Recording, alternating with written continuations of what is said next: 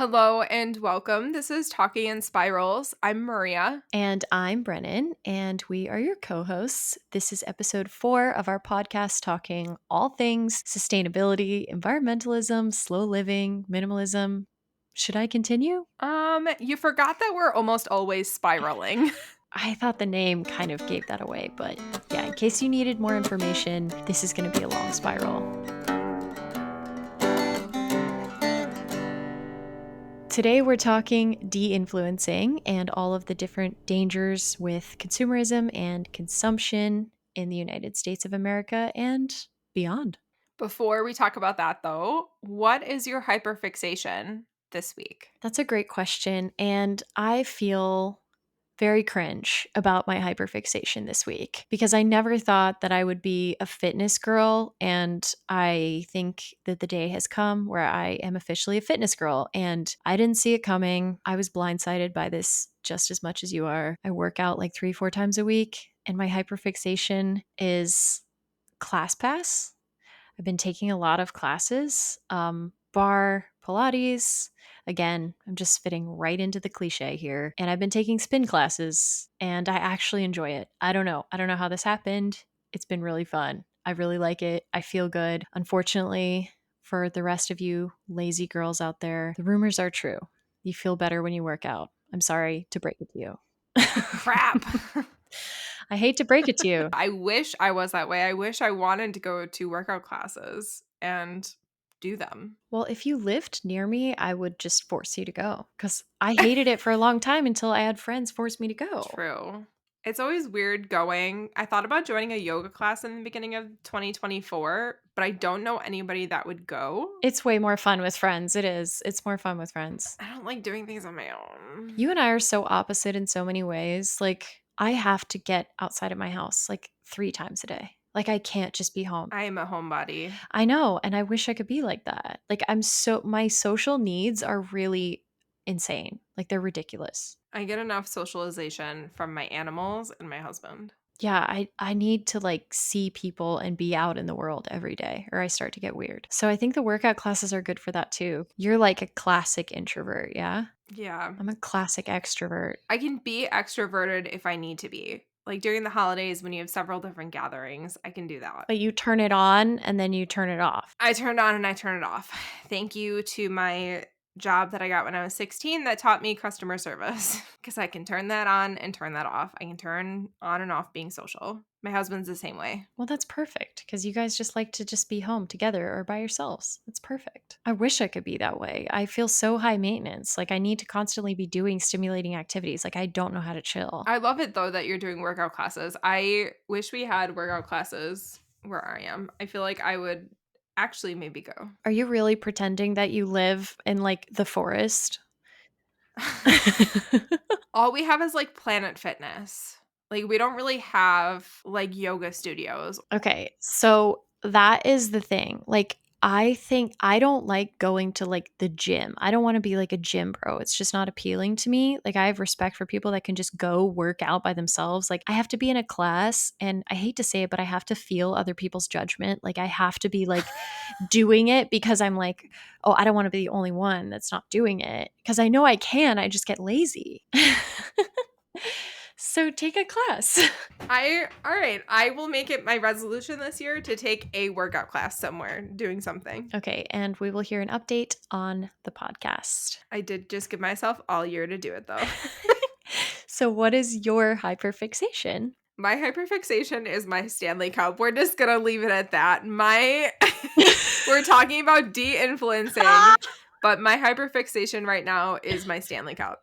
I have never been the type of person to collect water bottles. I have a Yeti water bottle, which is my gym water bottle, my workout water bottle, and I have my Stanley Cup. You just said you're not going to the gym, so that one's just in the back of the cupboard, or? It is right now because I'm using my Stanley for everything. Well, this is actually a perfect segue into this episode because if you're listening now, you guys will remember that in early January, there was a Stanley Cup craze. A frenzy. I feel that the Stanley Cup is kind of the perfect example of the level of consumerism that we've reached. Yes. For those of you who don't know, What is a Stanley cup? A Stanley cup is a very large metal insulated tumbler with a handle and a straw. Like, you've definitely seen it. You've seen it. You would know what it looks like. It's become very popular in the last 2 or 3 years, and I never thought I would be the person to like or enjoy a Stanley Cup. My husband and I got Stanley Cups before Christmas, and I drank so much more water having a Stanley Cup. I don't know what it is, whether it's the straw, the handle, I don't know what it is, but we just drank so much more water. We're a lot more hydrated. So you are pro Stanley Cup. You're going on the record as being pro Stanley Cup. I will go on the record being pro Stanley Cup to an extent. Okay. I have a purple Stanley Cup. My husband has a green Stanley Cup. That's all that we own. We are not going out and buying every new color when it gets released from Stanley. There is currently a culture that exists online that we as sustainability content creators are very opposed to and horrified by, which is this culture of collecting excessive stuff. And I think the Stanley Cup is a perfect example of this. Yes. And it's such an ironic thing that happens because it's the rise of the status water bottle. Yes, I've seen a lot of stuff about that, about how Stanley Cup is showing whether or not you're middle class. And there is a lot of irony in people rushing to buy a reusable cup as a solution to the waste problem. The entire world laughed at us in January when people were flooding Targets, trampling each other to get their hands on a pink or a red limited edition Stanley Cup. The entire world was laughing at us. And it's actually insane. Like, you can see videos of these people with just shelves and shelves and shelves of these cups. And by the way, they're like $50, right? Yeah, ours were 45. Yeah, they're not cheap. They're well made though, so I understand the cost, but they're made so you only need one. But people have like 100 of them. Yes. Right. So that's the problem. Like, people have like 100 of them. And I don't ever want to talk negatively about someone's hobby or something that brings them joy. But when you are promoting like a level of consumerism that's absolutely out of control, like, yeah, I'll make fun of your hobby. Like, you don't need 100 cups. I'm sorry. I could justify one person having 2 to 3 different tumblers, as in one stays at home, one goes to work, and like, I don't know, maybe one stays in the car or one has a different specialized use. You don't need every single color Right. that is released of an item. You don't. It's actually insane that we even have to say that. Yeah. That is the level. Sorry. Rude. Listen, allergies, man. For the record, Maria's currently wearing a Snuggie in a snowstorm. Why don't you tell the people what I'm wearing right now? A freaking spaghetti strap tank top, and I am here in single digits weather with it. I'm looking outside and it is currently snowing a lot. Hey, it's really cold down here. Like, I had to wear a sweatshirt today. It's 65 degrees. When we shovel snow tomorrow, I'm going to send you a selfie where I have my headband to cover my ears, my winter hat on top, a scarf wrapping around my face, and my hood up, bundled, zipped all the way to the top. I don't want to hear it with your sweatshirt. I can't. I can't wait to see I'm it. so fed up with the weather already. So this episode is not about Stanley Cups in particular. This episode is about hyperconsumerism, and we just think that the Stanley Cup is a perfect example.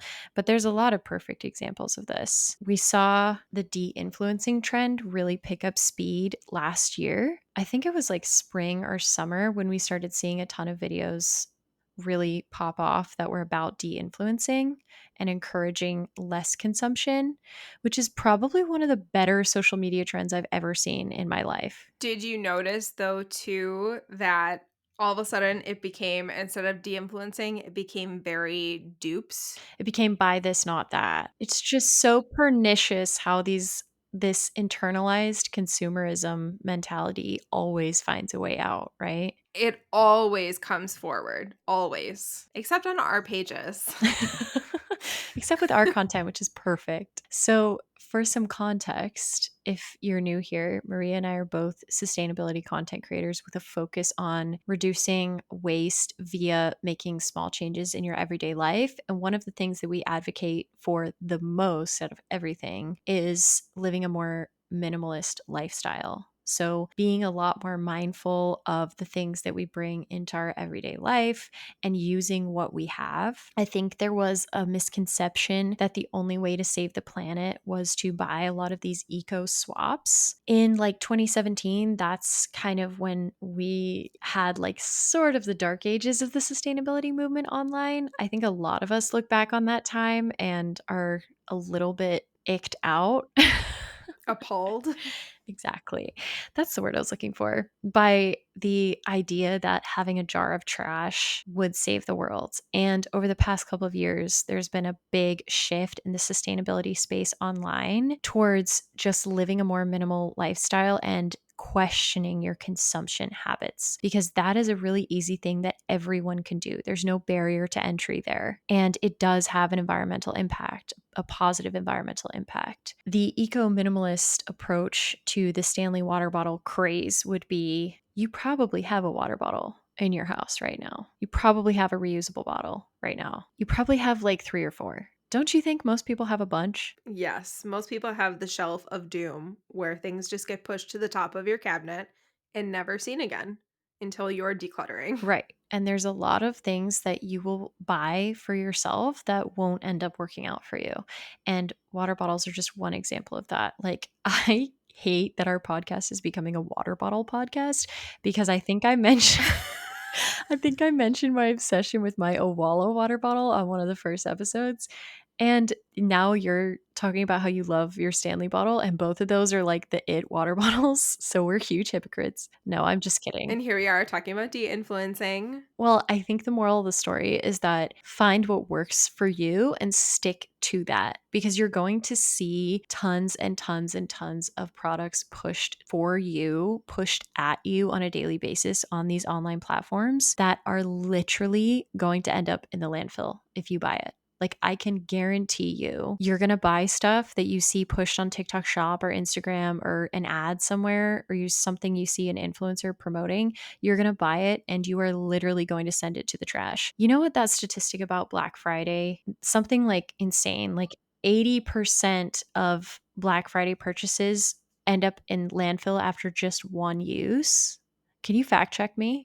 A study in 2019 found that up to 80% of Black Friday purchases are thrown away because they are unwanted, cheap goods made from poor quality, unsustainable materials that end up in landfills. That's crazy. It's insane. To be fully transparent, I had never heard about the overconsumption part of sustainability until maybe late 2021, 2022. I feel like it was never actually talked about.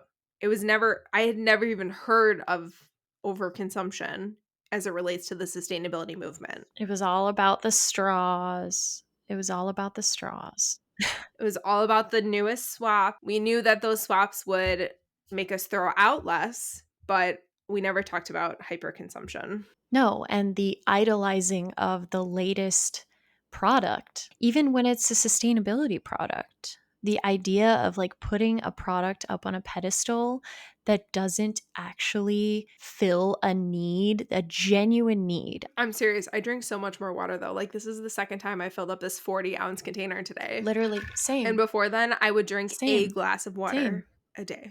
It's the straw. It really No, is. it's the straw. It's the straw because this one has it too. I love that I can fill this all the way like twice a day because the glasses that we have downstairs are like 8-ounce glasses. I'm not going to be going and filling that up.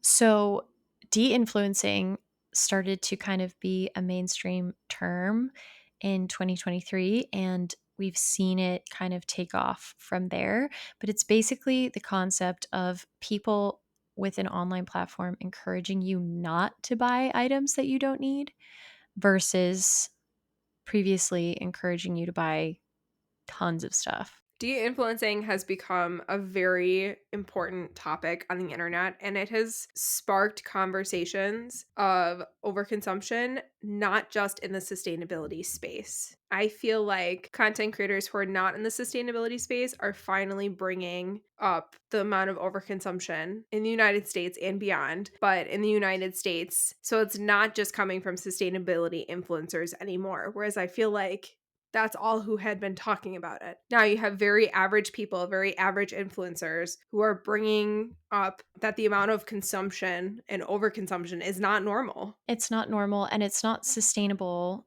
And when we say sustainable, it has multiple meanings because it's not environmentally sustainable. Like our planet, quite literally, cannot sustain the level of consumerism that we're seeing normalized by TikTok and these other apps. Like I'm not trying to sugarcoat it. I know you might get a little bit of pushback for potentially using climate doom language, but it's just a fact.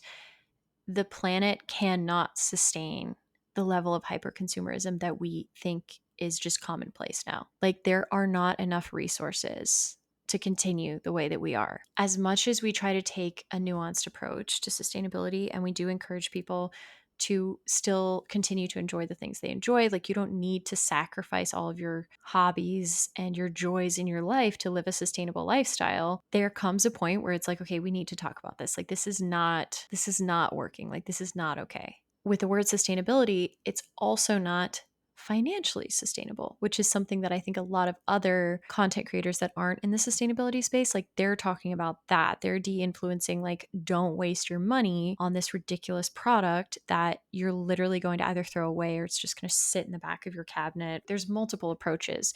And I think when we talk about minimalism, there's just so many benefits. You're saving money. It's more environmentally friendly. It simplifies your life. Like, there's just so many benefits. And the adverse is true of maximalism, having a ton of stuff you don't need, always buying something new, constantly feeling the need to keep up with these trends that at this point we're on a micro trend cycle. Trends are turning over at a rapid rate, so you will not be able to keep up. Do you ever get comments that it's just a US problem? Because I have been getting a lot of comments on YouTube since I posted that I was doing a no buy year of people who are in Europe who say this is only a problem in America and to just stop buying things. Well, I mean, there's something to be said for that. Like, it probably is a bigger problem in America. And I've only lived in one other place outside of America, which was Germany. And it was pre social media influencer frenzy world that we're living in now. So I can't really speak to that because I don't have an experience living elsewhere in this current world that we live in, where it's like swipe up, use my code on literally every single video that you see. So I can't speak to it, but it does, without any information to back it up, it does seem to me like a uniquely American problem. Up until 2 or 3 years ago, this level of overconsumption seemed normal, for me in particular. I wasn't really focused on how much I was buying each month. Even though I was making sustainable swaps, making eco-friendly choices, I wasn't focused on how much I was actually bringing into our home. I didn't get that maybe at the beginning of last year that this is not normal. Yeah, it's normalized, but it's not normal. It is not normal to A, be pushed hundreds of products on a daily basis through one of your feeds, whether it's on TikTok or Instagram, and B, that it's not normal to get Amazon packages delivered to your doorstep every other day, every single day. But in America, it's normal. We talk about sustainability a bunch and we'll continue to, but just from a financial standpoint, I don't ever want to like call anybody out, but do you ever look at people's lifestyles and think, how are they affording it? How can they do that? Like, I just think that a lot of the times when we have those thoughts, when we look at someone's apartment or their social media posts about all the things that they have, and I just think it's credit card debt a lot of the time because it's so easy to order this stuff. It's literally so easy. You push a button, you're scrolling on TikTok or Instagram or whatever, and you push a button and it comes to your door in 5 days. And that money just goes out of your account. Literally describing online shopping. For anybody who needs to hear this, because I heard this a couple years ago and it changed the way I think about things, is that if you don't have the money in your checking account right now, don't put it on a credit card. I don't remember who gave me that piece of advice several years ago, but I feel like a lot of people need to be told that now because you should not be in thousands of dollars of credit card debt from buying things on TikTok Shop, from buying things on Amazon every day. That is not normal. And that's not sustainable. Like you're going to reach a point where that catches up to you. And I want to specify that like we're not anti-consumerism. No, of course not. Like I still want to have the things that I want to have, but I try to be very mindful about the things that I do bring into my life. And I'm not perfect at it. Really like clothes. That's one example. Specifically like thrifting, vintage, secondhand clothes. I really like it and I could stand to buy less for sure. But that's kind of my one thing that I really enjoy, that I kind of let myself like bring items into the house. And I try to do things like swap. Like when I bring a new thing in, I let one go. But I say all that to say that I don't want to encourage people to just stop buying things and that you just can't enjoy your life. You just have to recognize that just two generations before this one, like our grandparents, like this is astounding to them. Like they're appalled. They didn't have Amazon. No.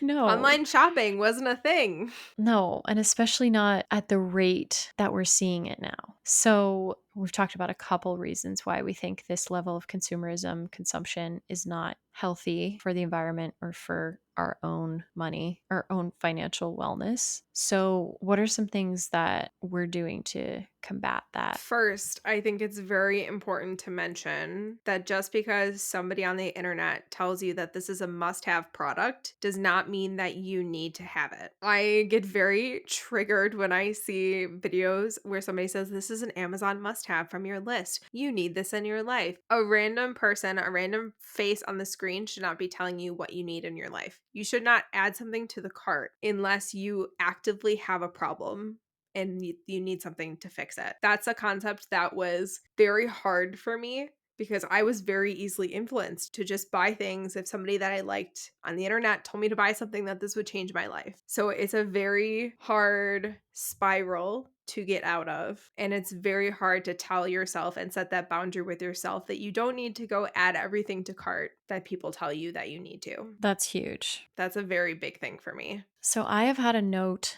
in my phone since 2019. It's called Criteria for Buying Material Items. And I put this on my newsletter a couple weeks ago, but I figured it needed a spot on the podcast because I'm not perfect and I get the urge to buy things and spend money and get that dopamine rush all the time. And I fall prey to these social media ads all the time. Like it happens to me too. We're not like holier than thou. We just recognize when it's happening now and we try to be more mindful about it. Criteria for buying material items. I'm just going to go ahead and read this and we can go over everything on the list. I ask myself these questions. 1, is this something I have felt a need for a long period of time? Very important because everybody on the internet will tell you that you have a problem with something that you might not even have recognized or known. Right. So here's something I really want. I want a mandolin for my kitchen. I don't have one. If you don't know what that is, it's like a slicer. Like you can just Oh, I want one of those too. see. And I've literally wanted one. I don't know why, I just never buy it. Like I've wanted one for years. And every time I go to slice something, I'm like, I need this. Like, why don't I have this? And so that's a good example of something that it's like next time I'm in like Home Goods, I'm gonna go see if there actually is one in there because I know that like I make recipes for a living and I cook every day. Yeah. And I know that that's something I'll actually use. So that's on the list.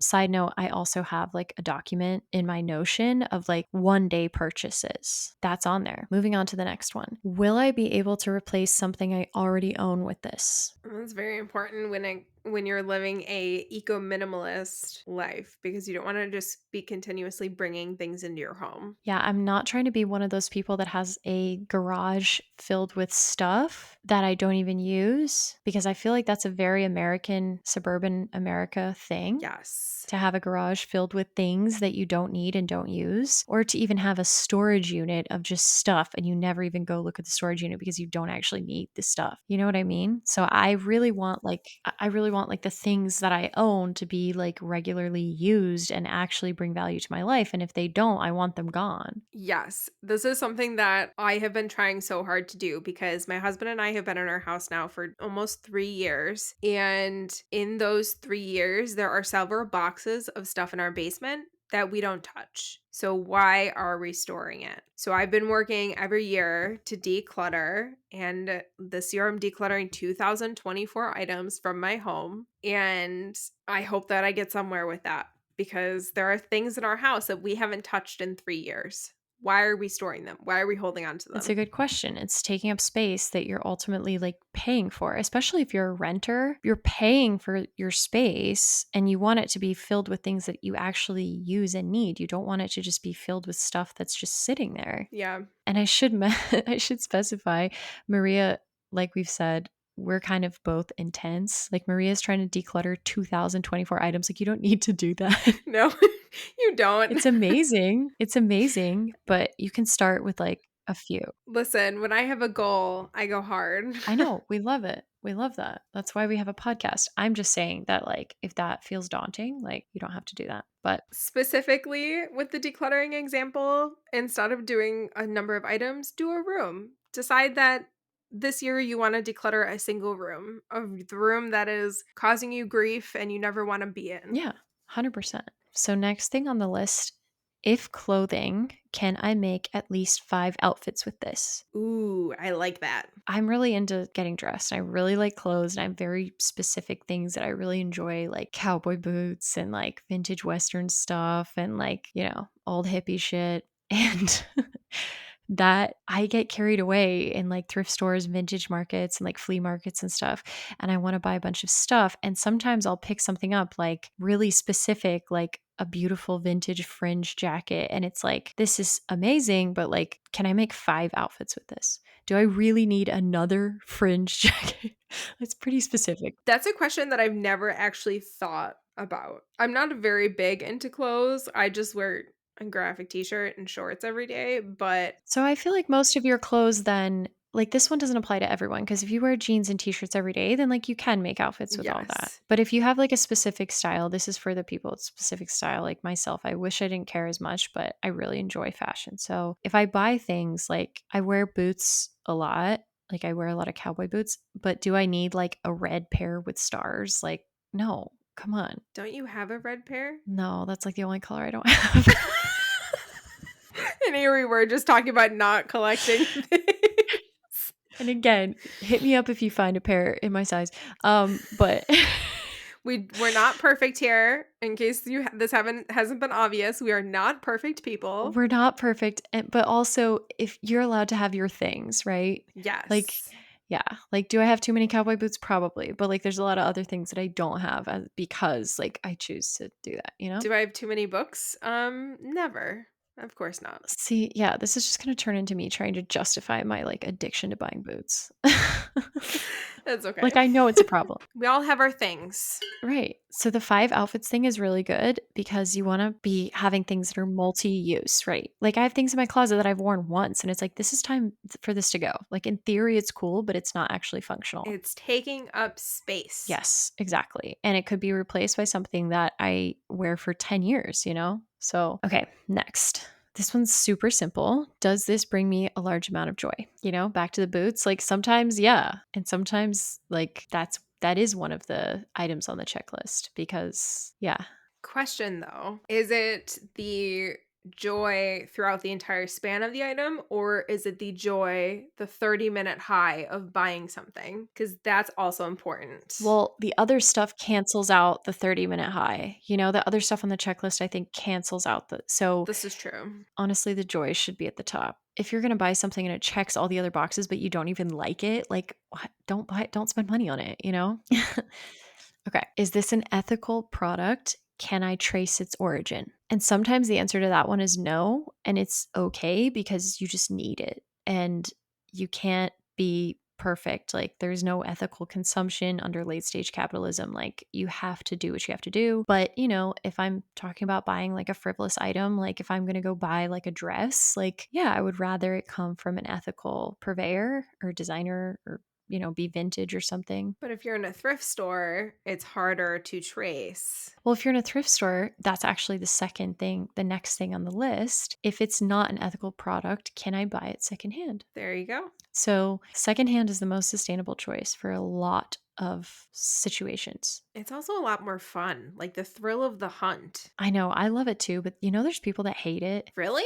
You don't know people there. I have friends that like literally can't even go in a thrift store because they get overwhelmed. They hate it. I understand that. I have to be in the mood to go to a thrift store. Like when I did a closet unhaul and needed maybe like 10 new pieces to add to my wardrobe, I waited until I was in the mood to go because I knew otherwise I would not look through all the racks. So I can understand that. And then after that, it says, if not, is there an ethical alternative available? So let's take this in the context of clothing. Let's say I really like a very specific dress. I would ask myself, is it an ethical product? If the answer is no, can I buy it secondhand? I could look it up secondhand, see if I can find it if I'm really, really attached to it. And if I can't find it secondhand, is there an ethical alternative? Like, is there a brand, like a small brand that's making something very similar that I could support them? So the next question, do I feel good about this company getting my money? Ooh, this is a big one because we vote with our dollar. It's true. So that's a tough one. And that's a tough one in the sense of, too, is that people are on budgets. You may need to buy things from a bigger corporation because it's cheaper instead of choosing the more ethical. And you shouldn't feel bad about that. No, you should not feel bad about that at all. People that shame others for buying fast fashion, there's like a counter argument that, oh, that's all I can afford. Like, that's not who we're speaking out against. People that can't afford anything else. Generally speaking, with the de-influencing conversation, we're speaking out against these influencers with millions of followers who are doing a Shein haul. Yes. Like, you can do better. And if you don't know, Shein is probably the worst fast fashion, arguably the worst fast fashion place to buy. So if you're going to buy from fast fashion, pick a different one. Yeah, please. So the last thing on the list is, will the financial hit of buying this be worth it in the long run? Ooh, and that's going to differentiate from person to person because everybody has different financial goals. Everyone has different financial goals. Everyone has different income. Everyone has different budgets. But it's just good to ask yourself those questions before you make a purchase. So, a lot of the time, if I pull out that list when I'm about to make a decision about purchasing something, it really does have an impact. So I love that list. I think that is incredibly beneficial. And a lot of those questions are questions that I have started asking myself since I started my no buy year on January 1st. That's another thing I really wanted to talk about in this episode. So, tell us about your no buy year. I have decided that I spend too much money, that even though I have been decluttering 2,000 items from my home for the last 3 years every year, our home is still filled with stuff because I never addressed the root of the problem, which is my personal overconsumption. And this just goes to show that your favorite environmentalists, we're not perfect. We put our lives on the internet. We are not perfect. Facts. So I embarked on a popular-ish trend of doing a no-buy year where I am tracking every penny and where I'm spending it. I keep track of everything on an Excel spreadsheet that has a calendar that I will change the value of for what I've spent that day. Now, this doesn't count things like mortgage, utilities, taxes, car insurance. All of those are considered essential purchases. I think like pet food's on there, groceries are on there. Needs. Yeah. Yeah. So, question, is this a decluttering thing? Is this like a minimalism thing, or is this a money thing, or is it both? Because I want to know, does this include like digital purchases, or is this just about like physical items? It's kind of all three. So, and you can, if you take a challenge like this, you can modify it for however you want it. But for me personally, it's all three. A, we're saving up to potentially move into our next house in the next few years. So we're saving up for a down payment and all of those costs. But B, I'm also tired of living with so much stuff in our house. Yeah. We have a 1,400 square foot house for 2 people and 2 animals. I feel like we have already outgrown it based on the amount of stuff that we have. That is like objectively more than enough space. It's just the stuff. It is just stuff. Part of it is that I thrift a lot. I like buying things secondhand. Part of it is that we have more furniture in this house than what we need. So, to go back to your question, it's kind of all three for me in my situation. But no buy year typically with a lot of people is just finance based. So, obviously, for you, this is environmentalism, this is minimalism, this is combating consumerism, and this is let's save some money. Because, not to turn this into a financial episode, but I have the Rocket Money app, and that breaks down every single transaction made on all of your accounts, all of your cards, everything, and it puts it into perspective. And when I tell you, it is horrifying to see how much money like, I don't consider myself, like, an excessive spender. I really do think I live beneath my means, like, it's definitely one of my strengths. I was, like, astounded at how much money goes towards shopping and things, just buying tangible, physical things. Yes. At the beginning of 2023, I decided I was going to try to do a low buy year. So I had been tracking all of my expenses using the same spreadsheet that I am now. And by January 15th last year, I had already spent over $400 in things in money. And this year, 2024, with my no buy year, I had only spent over 100. So that is already a huge difference. And last year at this point, I didn't think I had a problem with spending, but it just goes to show again that it is so normalized to be spending so much money and to be spending every penny of our paycheck. I'm putting everything on credit cards. It's normalized, but it should not be normal. It really isn't normal. So you went from a low buy year to a no buy year. How can people like do a no buy that isn't as big of a commitment? You could do a no buy month. You could do a no buy week and kind of dip your toes in and see. And when we did our eco reset for 2024, we talked about easy ways to reduce your consumption and your spending. Like, for example, before you go grocery shopping, go through your pantry and take out every single thing, put it down, write down what you have. We like to put it into Chat GPT so that it kind of organizes everything. And then you can plan your spend for your groceries around that. And that's just a budgeting tip, but also it helps you to not accumulate all these cans, all these bags of beans. You know what I mean? Like, everything should be used. And the way I like to think of it is like everything has a cost, whether it's a cost, an environmental cost, a labor cost, a resource cost, like everything that you own, everything that you eat, everything has its cost. And when we waste things, like that cost is for nothing. So when you're consuming, you don't have to cut things out of your life that you enjoy. You don't have to eat beans and rice every night for dinner. You don't have to wear things you hate. You don't have to not have things in your life that make your life easier. You don't have to give up your hobbies. You just have to be a little bit more mindful. A little bit more aware of what you're spending your money on. Exactly. And I think that's more beneficial for everyone in the long run, sustainability wise, finance wise, personal health wise, because I feel so depleted by like clutter and just stuff everywhere. There's really only benefits to mindful consumerism and de-influencing yourself. And you can do any level of this. You do not have to do a strict no buy. If you know that you buy books in excess, set yourself a limit, set yourself a goal, and just take a step back. You don't have to spend your entire paycheck on something. Or fill up your entire bookshelf Yes. of books that you haven't even read. Don't at me like that. Literally such a direct call out. If you don't know, Maria's obsessed with books. I read a She's a lot. bookstagrammer. I am. I am also a bookstagrammer. I didn't know that until I literally didn't know that until we've been friends for like a year or two. Really? Yeah. Oh, I yeah. I started a bookstagram in 2020. This is embarrassing. I don't even know if I follow. I'm I'm embarrassed. so offended. I'm gonna follow right now. I don't follow your book account. I'm so offended. I'm so hurt. I just followed. Wow. Wow. Okay, so we thought it would be fun to round out this show with a really off the cuff segment called Shit You Don't Need. And this might offend you, but this is just for us. Like, these are just our opinions of shit that you don't need. So if your favorite thing is on the list, it's not personal. you know, here we go. What's on your list of shit you don't need? More than one Stanley Cup. Yes, agreed. Okay, maybe 2 Maybe two. I understand like one at work, one at home, but you don't really need more than one. or 1 dirty and 1 clean, but, like, yeah, no, you don't. All right, I'm going to rephrase mine and say you don't need more than two Stanley Cups. But for convenience, I could understand two.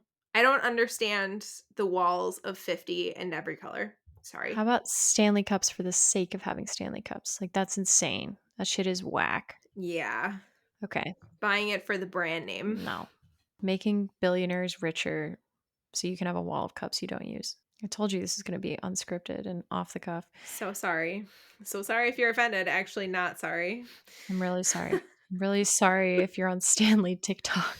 Here's one of mine. I think that like beauty influencing, like beauty gurus in like the early 2010s on YouTube ruined all our brains. And this is no like shade towards the art of doing makeup, but having drawers and drawers filled with makeup is so wild to me. Like, I don't understand, like, shit you don't need 5 different foundations. Like, why would you need that? You don't. Don't you just find one that fits your skin tone and then you just wear that one? Like, how many do you need? I think of the really famous beauty influencer that like bought a house with her boyfriend and has an entire room with a bunch of IKEA shelves and like drawers filled with makeup that's all going to expire in the next 4 years. Well, that's the thing. That's her career and she like that's what she does, but like people that watch that think that that's normal. Like that's not normal. Like you don't need No. 10 eyeshadow palettes. And I mean, I could see if it's like your hobby. Again, I'm not going to go into the disclaimers. I'll stop. I don't think you need a bunch. I don't think you need tons and tons of makeup personally. All of the makeup that I wear fits into a stasher bag. Me too. But that's just us. Like if you really like makeup and live your life, but you like stop buying it. Kitchen gadgets that serve a single function. This is something that I've become strangely passionate about in maybe like the last few months. I don't buy specific things that can be done with a chef's knife. Avocado cutter peeler tool, a garlic mincer. I don't buy things that have a single purpose. And I think there's maybe it's just because this is the way my feeds are with a lot of recipe and food videos, but I get a lot of videos for kitchen tools that are made of cheap plastic that just won't last and that you don't really need. They might save you 30 seconds of time, but it's gonna just cause so much clutter in my kitchen drawer, and I don't have enough space. Okay, shit you don't need. You don't need a aesthetic kit of essentials in your car console. Do you know what I'm talking about? Yes. I just saw a video today and my jaw dropped. I was like, "What?" These videos of girls like stocking my car and it's like a first aid kit that costs $20, a spray hand sanitizer. Like it's just it's okay if you like to have things in your car, but you don't need all that stuff. This is a trend that came around Halloween and then in the winter and is going to come back up for Valentine's Day. Boo baskets, burr baskets, and whatever they're going to call Valentine's Day, where you make a basket for your spouse of seasonal items. What are you talking about? So around Halloween was when I first saw it. People called it a boo basket. And they would put in like Halloween slippers, Halloween candy, like Halloween pencils, like all of the very like junk marketed toward each holiday for your partner. It was called a boo basket. Okay, I will admit calling it a boo basket or a burr basket like for cool of winter is really cute. But do you really need a $50 basket of junk that's not going to be used past a week? No, For every holiday? for every holiday. And people are bringing it for every single holiday. You don't need it. If you want to do something cute for your partner, like that's awesome, but that's just get them like some chocolate. That's not seasonal. It's like always good. I don't get it. I agree with that one. Yes, if you want to do something like that, pick a consumable or like something that you know your partner Or likes. something timeless. Like if you're going to get slippers, like they don't need to be shaped like pumpkins cuz Yes. that's one day a year. Yes. And that's the problem that I have with these baskets. I don't have a problem that you're doing something nice for your partner or buying your partner's favorite snacks. The problem is the seasonal stuff that feels like it's from Target's dollar spot section. That's just going to get thrown away. Do you ever just feel like you're in an episode of Black Mirror? Yes. All the time. Like the level in which this stuff has gone. Like now you're expected to get a boo basket for someone. Like I've never heard of that. That's a new one for me. I will send you the video the next time it pops up, but people have been doing them for every holiday. A boo basket. I will admit though, a boo basket and a burr basket, that is a very cute name. Add it to the list. Shit you don't need. It's on point, but you don't need it. Sorry to everybody who does them. Oh, the marketing is clutch. Ugh. That's why people are doing Yeah. it. Yeah, and I'm tired of TikTok Shop. While we're at it, I'm done with TikTok Shop. Don't try and sell me that freaking brush again. I get that too. It makes me irrationally mad. You already have a brush. How good can it be? I promise you don't need another one. So I think that is the end of today's conversation on de-influencing. And we can talk in spirals about this one for sure. We could probably go on for another 2 or 3 hours, but I don't think you would listen for another 2 or 3 hours. So, Are you even listening now? hello? Are you there? There's like 5 people listening to this, but we love you. Thank you to all of our incredible listeners. We really appreciate your support. If you enjoyed this episode, be sure to follow, subscribe, give us a review. And stay tuned for our next episode coming in 2 weeks. Bye. Bye. Stanley Cup noises. Listen, I am so much more hydrated. Stanley Cup noises.